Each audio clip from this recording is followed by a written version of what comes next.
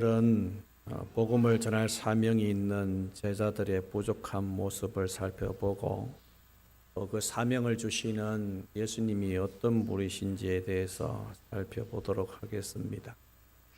어떤 사람이 예수님한테 와서 이렇게 질문합니다. 어느 계명이 가장 큽니까? 라고 질문했을 때 예수님께서 뭐라고 말씀하십니까? 하나님을 사랑하고 이웃을 사랑해라. 그것이 바로 선지자와 율법의 강령이다. 그렇게 말씀하시죠. 그래서 성경의 핵심은 사랑하라라는 겁니다. 하나님을 사랑하고 이웃을 사랑하라. 그래서 오늘 말하는 지상명령 했을 때 성경 전체를 봐서는 지상명령은 하나님을 사랑하고 이웃을 사랑하는 것이다. 이렇게 말을 할 수 있습니다. 하지만 초점을 이 세상에 살아가는 모든 삶을 초점 맞추는 것이 아니라 예수님께서 특별하게 이 땅에 오셔서 하셨던 사역, 즉 하나님의 복음을 전파하는 그 사역을 중심으로 또 불신자들을 생각하게 되면은 이웃을 사랑하라. 즉 이걸 다른 말로 이야기하면 하나님 알지 못하는 이웃을 사랑하는 그 사랑의 가장 큰 표현이 무엇이겠습니까? 그들에게 복음을 전파하여서 예수님 믿는 것이 가장 큰 사랑의 표현이 아니겠습니까? 그렇게 본다면 지상명령은 불신자들을 향한 하나님의 지상명령은 바로 복음 전파 사명이다. 이렇게 말을 할 수 있습니다. 예수님께서도 이 땅에 오신 목적에 대해서 여러 가지 말씀하시는데 인자가 온 것은 섬김을 받으려 함이 아니요 도리어 섬기려 하고 많은 사람들에게 자기 자신을 대속물로 주기 위해서 오셨다. 그렇게 말씀하고 계시죠. 성경에는 누가복음 4장 43절에는 이렇게 표현을 하고 있습니다. 우리 말씀 한번 보겠습니다. 예수께서 이르시되 내가 다른 동네들에서도 하나님의 나라 복음을 전하여야 하리니 나는 이 일을 위해 보내심을 받았노라 하시고, 바로 이어서 마가복음 1장 38절 말씀드리겠습니다. 이르시되 우리가 다른 가까운 마을들로 가자. 거기서도 전도하리니 내가 이를 위하여 왔노라 하시고. 아멘. 하나님께서 예수님을 이 땅에 보내신 목적은 하나님의 나라를 전파하기 위해서, 하나님 나라 복음을 전하기 위해서 보내심을 받았다라고 말씀하고 있고, 방금 읽었던 마가복음 1장 38절에도 전도를 위하여 이 세상에 오셨다라고 말씀하고 있습니다.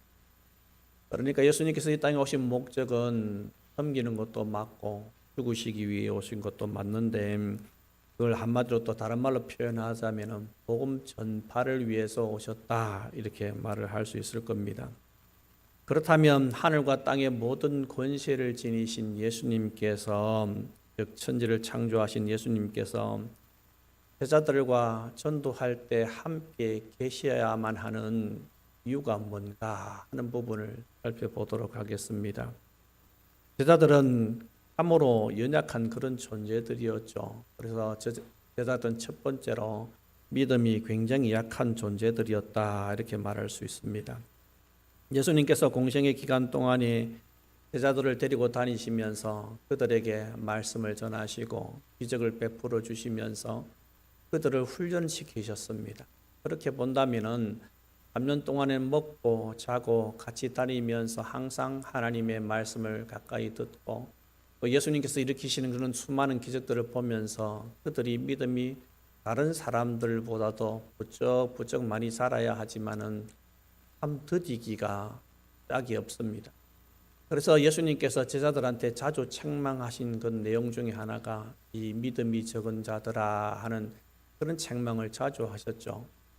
제자들이 한 번은 배를 타고 가고 있는데 밤이었습니다.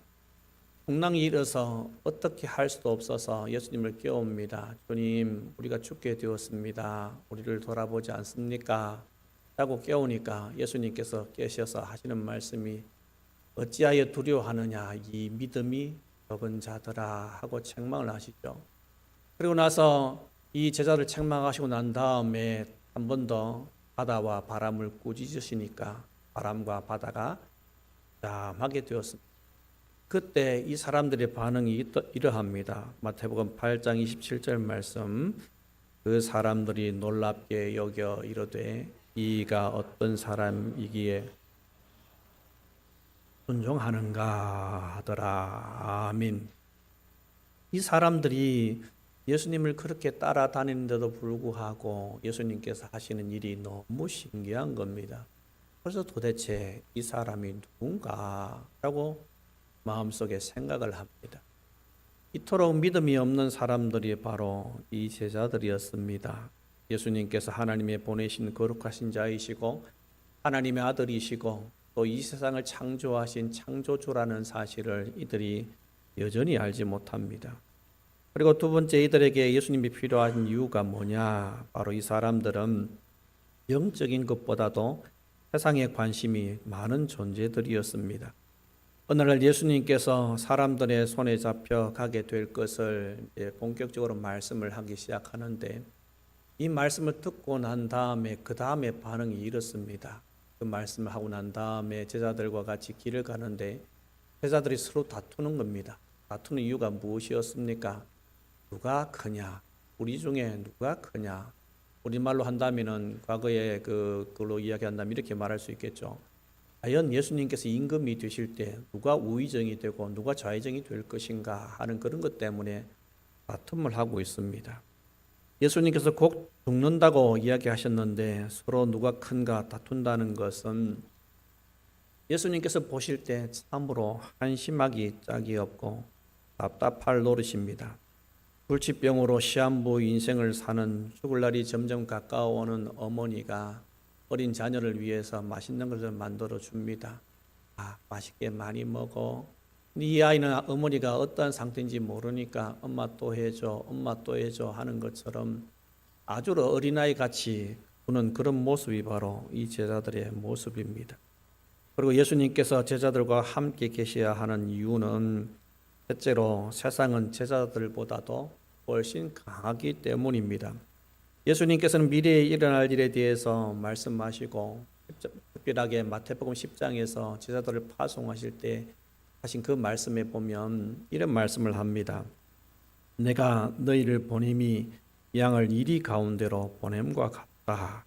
이렇게 말씀하시고 세상이 너희들보다 더 지혜롭다 하는 말씀도 하시고 또 이어서 하시는 말씀이 사람들이 너희들을 죽는 데까지 밀어내몰 것이다 하는 그런 말씀까지도 합니다. 그렇기 때문에 세상과 싸워서 이길 수 있는 힘과 능력이 제자들한테 전혀 없는 겁니다. 이런 상황 속에서 제자들은 연약할 수밖에 없고 전도는커녕 믿음을 지키는 것조차도 버거워 보이는 그런 사람들입니다. 이런 상황에서 연약한 제자들이 무엇을 할 수 있겠습니까? 역사상 성도들에게 박해가 있었을 때에 그 박해를 연히 잘 지키고 믿음을 잘 지켜서 순교하는 사람들이 있는 반면에 많은 사람들이 배교했다는 것은 역사적으로 드러나 있습니다. 우리나라의 유명한 목사님 중에 종교계의 노벨상이라고 불리던 템플턴 상을 받은 목사님이 계십니다. 이분이 이 상을 받으면서 공개적으로 회개한 장면이 뉴스에 나왔는데 이분이 이렇게 이야기합니다. 저는 일제강점기 때 신사참배를 한 사람입니다 라고 하면서 공적으로 회개하는 말을 하였습니다. 우리라고 다를 것이 뭐가 있겠습니까? 우리도 믿음이 약하고 세상 것에 관심이 많고 세상은 우리에게 너무나도 버거운 상대임에는 틀림없습니다.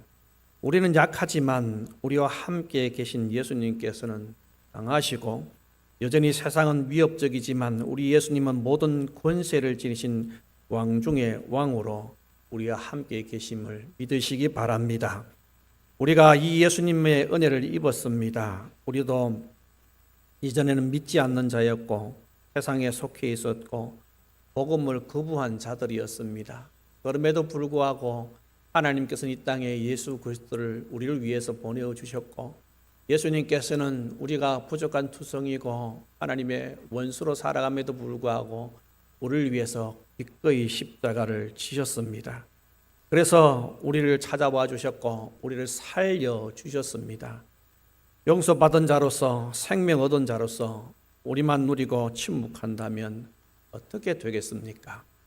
제자들을 보십시오. 그들은 예수님의 승천 이전 마지막까지 답답한 모습을 그대로 보이고 있습니다. 그럼에도 불구하고 예수님께서는 그들에게 명령을 내리시는데 그 명령이 무엇입니까? 너희는 온 천하에 다니며 세상에 복음을 전파하라는 그 명령을 내리십니다. 어떻게 보면 예수님께서 명령을 내리시는 이 시간에 제자들의 모습을 보면 왜 이렇게 중차대한 일을 맡기시는가? 그들은 여전히 준비되어 있지 않고 여전히 예수님에 대해서 믿음이 없는 그런 존재가 아닌가? 예수님께서 이 귀한 일을 맡긴 것에는 분명히 무언가가 잘못되어 있다 하는 생각마저도 드는 그런 모습을 제자들이 가지고 있습니다. 예수님께서 부활하셨다는 소식을 여러 사람을 통해서 들었지만 그들은 이 예수님의 부활에 대해서 믿지 못하죠. 마가복음 16장 14절에 이런 말씀을 하십니다. 같이 읽겠습니다. 그 후에 11 제자가 음식 먹을 때에 예수께서 마음이 완악한 것을 꾸짖으시니 이는 자기가 살아난 것을 본 자들의 말을 믿지 아니함이러라. 아멘. 예수님께서 꾸짖으셨는데 꾸짖으신 그 두 가지 이유가 믿음이 없는 것 그리고 마음이 완악한 것 이것을 꾸짖으셨다라고 말씀하고 있습니다. 예수님께서 부활했다는 소식을 분명히 들었습니다. 그럼에도 불구하고 믿지 않습니다. 그런 제자들을 향해서 예수님께서 뭐라고 말씀하십니까? 너희는 가서 모든 민족으로 제자를 삼으라 라고 그렇게 말씀하십니다. 여기서 말하는 모든 민족이라는 것은 세상의 여러 민족들을 이야기하는데 사도행전 1장에서 나오는 것처럼 온 유대와 사마리아와 땅끝까지 이르러 복음을 전파해라. 즉 하나님의 사랑과 은혜를 받은 사람들이 자기만 유지하는 것이 아니라 그 은혜를 내 이웃에게 전하고 이웃에게 전한 그것이 또 다른 이웃에게 전파되어서 이 복음이 세상의 많은 사람들한테 전파되게 하기 위해서 너희들을 일을 감당해라 하는 그런 말씀입니다. 우리 교회로 이야기한다면 하나님께서 우리 창락교회에 은혜를 주셔서 우리가 예수님 믿고 하나님 믿게 되고 이 은혜를 여러 주위에 있는 사람들에 전파하여서 장영업이 복음을 받게 되고 이 장영업이 복음을 받게 되니까 경남과 우리나라와 세계 열방까지 복음이 전파되는 그런 역사가 일어나는 그 일을 위해서 하나님께서 제자들을 부르시고 이를 부르셨다는 겁니다. 우리가 연약함에도 불구하고 복음을 전파해야 하는 이유가 무엇입니까? 이 세상을 살릴 수 있는 것은 예수 그리스도의 십자가 복음밖에 없기 때문입니다. 우리가 혹 세상으로부터 위협을 당하더라도 우리 죄를 위해 죽으신 예수님의 십자가 사랑은 전할 만한 가치가 충분합니다. 우리 가족도 훨씬 이웃도 살리는 길은 유일한 예수 그리스도의 생명 밖에는 없는 줄로 믿습니다. 예수님의 공생의 기간에 제자들을 파송하는 장면이 두 번 나옵니다. 한 번은 12제자를 파송하고 한 번은 70명의 제자를 파송합니다. 그때마다 제자들이 복음을 전파할 때 놀라운 일들이 많이 일어났습니다. 병든 자가 고침을 받고 귀신이 떠나가고 예수님을 믿는 사람들이 많이 생겼습니다. 하지만 이때 모습하고 마태복음 28장에서 예수님께서 말씀을 전파하라고 했을 때 이 분위기는 아무 다릅니다. 왜 그렇습니까? 12명의 제자를 파송하고 70명의 제자를 파송할 그 당시에는 예수님께서 육신으로 그들과 함께 계셨을 때입니다.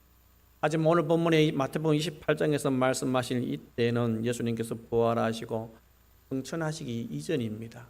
다른 말로 이야기하면 예수님께서 이제는 더 이상 이 제자들과 함께 하지 못한다는 그런 말입니다. 그렇기 때문에 분위기가 완전히 다를 수밖에 없습니다. 하지만 예수님께서는 이들에게 확실한 약속을 한 가지 하고 계시는데 우리 20절 말씀 같이 읽겠습니다. 내가 너에게 분부한 모든 것을 가르쳐 지키게 하라. 올지어다 내가 세상 끝날까지 너희와 항상 함께 있으리라 하시니라. 아멘. 올지어다 내가 세상 끝날까지 너희와 항상 함께 있으리라. 우리가 사도신경에서 고백했던 것처럼 예수님께서는 물리적으로 하나님의 보좌 우편에 앉아 계시다라고 말씀하고 있습니다. 예수님께서는 하나님의 보좌 우편에 앉아 계시는데 그러면 어떻게 우리와 함께 계시느냐? 그 방법이 뭐라고 했습니까? 성령 하나님을 통해서, 우리 하나님 믿는 사람들 속에 보내신 성령 하나님을 통해서 예수 그리스도께서 함께 계신다라고 제가 자주 말씀을 드렸습니다. 그 예수님께서는 하나님의 보좌 우편에 앉아 계시지만은 영적으로는 우리를 떠나지 않고 계속해서 성령 하나님을 통해서 함께 계신다는 겁니다. 그 함께 계신 예수님께서 어떤 분이라고 말씀하고 있습니까? 18절 말씀 같이 읽겠습니다. 예수께서 나와 말씀하여 이르시되 하늘과 땅의 모든 권세를 아멘. 예수께서 말씀하시기를 하늘과 땅의 모든 권세를 내게 주셨으니, 이 권세가 누구의 것이었습니까? 바로 성부 하나님의 것이었죠. 성부 하나님의 것인 이 하늘과 땅의 모든 권세, 그 어떠한 것도 굴복하지 않을 수 없는 놀라운 권세를 예수님께서 가지고 계시는데, 이 하늘과 땅의 모든 권세를 가지고 계신 예수님께서 제자들과 함께 계시겠다라고 말씀하고 있습니다. 하나님 아버지께서는 모든 심판을 아들에게 맡기셨고 또 하나님의 백성들을 예수님께 다 맡기셨다라고 말씀하고 있습니다. 그렇기 때문에 예수님의 이름 앞에는 무릎 꿇지 않을 것이 세상에 아무것도 없습니다. 예수님께서 가장 낮아지어서 하나님의 말씀을 쫓아서 십자가에 죽으셨지만 하나님께서는 그를 가장 높이셔서 모든 이름 위에 뛰어난 이름을 주시고 모든 입으로 예수 그리스도를 주라시나야 해서 모든 사람들, 하늘에 있는 사람들, 땅에 있는 사람들, 땅 아래에 있는 모든 사람들이 예수의 이름에 무릎 꿇게 하셨다라고 말씀하고 있습니다. 그 하늘과 땅의 모든 권세를 지니고 계신 예수님께서 바로 제자들과 함께 계시겠다. 그리고 우리와 함께 계시겠다. 언제까지요? 영원토록, 이 세상이 끝날 때까지 예수님께서 함께 계시겠다라고 말씀하고 계십니다. 천지를 창조하시는 예수님, 긍휼을 여길 자를 긍휼히 여겨 변화시키시는 예수님, 아무리 강팍한 심령도 녹이시는 예수님, 복음 전파로 인해 겪는 아픔과 고통을 위로하시는 예수님, 우리를 향해 윽박지르고 복음을 전하지 못하게 만드는 자들을 이기게 하시는 예수님, 그 예수님이 우리와 오늘도 함께 계시는 줄로 믿습니다. 말 잘하지 못하는 것 아무 문제 되지 않습니다. 성경 지식이 많지 못한 것, 그것도 전혀 문제가 되지 않습니다. 우리나라 기독교가 처음 전파되고 난 다음에 많이 복음 전파를 위해서 활동했던 사람들 중에 권서인이라는 사람들이 있었습니다.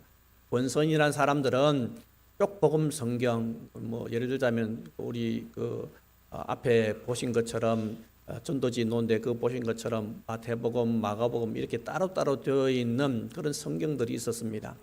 우리나라에는 누가복음이 제일 먼저 들어왔는데 이런 복음서를 가지고 사람들한테 이 성경을 파는 겁니다. 알면서 그들에게 복음을 전하는 일을 했던 사람들이 권서인들인데, 이 사람들 하루에 한 20km 정도 되는 거리를 온 데를 다 돌아다니는 겁니다. 복음을 들을 만한 사람이 있는 곳에는 어디든지 찾아갔다고 합니다. 장터, 다랑방, 가정집, 심지어는 매춘굴, 도박장에도 아편 소굴에도 복음을 들고 갔다는 그런 기록이 있습니다. 그 사람들 중에, 그 권서인들 중에 복음 전파를 굉장히 많이 했던, 열매를 많이 맺었던 사람이 있었는데, 이 사람은 황해도 출신 권서인으로서 서상률이라는 분이 계셨습니다. 이 사람의 특징이 뭐냐 하면 말을 잘 못하는 말더듬이었습니다. 그래서 자기가 말을 잘 못하니까 어떻게 해서든지 사람들한테 좋은 인상을 주기 위해서 온화한 미소를 가지고 사람들한테 다가갔고, 그들에게 한 자라도 복음을 전파하기 위해서 성실하게 하나님의 말씀, 자기가 들고 가 있는 그 성경을 가지고 사람들한테 읽어주었다는 기록이 있습니다. 이 사람이 그렇게 복음을 전파했을 때 그 사람의 이웃들과 그리고 친척들에게 복음을 전파했는데, 이 사람의 복음 전파를 통해서 우리나라에 선교사가 들어오기 전에 생겼던 교회 1884년에 소래교회가 생기게 됩니다. 1885년에 처음 선교사가 들어왔으니 선교사가 들어오기 전에 복음으로 먼저 성경을 통해서 복음 전파해서 세운 최초의 교회입니다. 이런 말 잘하고 못하고 하는 것이 중요한 것이 아닙니다. 예수님을 믿는 사람이라면 누구든지 복음을 전파해야 합니다. 우리가 입을 열어서 예수님 믿으십시오, 예수님께서 우리 죄를 다해 주셨습니다, 예수님 믿고 천국 갑시다, 이렇게 말을 전해야 합니다. 그렇게 하지 못한다면 우리 같이 교회 갑시다, 한 달에 한 번만이라도 같이 교회 가서 말씀을 들어봅시다. 인생의 문제가 해결되는 것이 바로 이 복음에 있습니다. 예수님을 만나면 우리 인생의 모든 문제가 해결됩니다. 이렇게 전할 수 있는 자가 되어야 합니다. 우리는 연약합니다.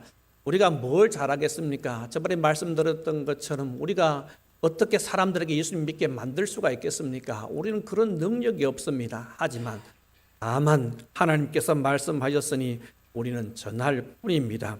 그런 역사가 예수님과 우리가 복음을 전파할 때 사람들이 예수님 믿는 역사가 일어날 것인데, 그런 역사가 일어난 이유가 무엇입니까?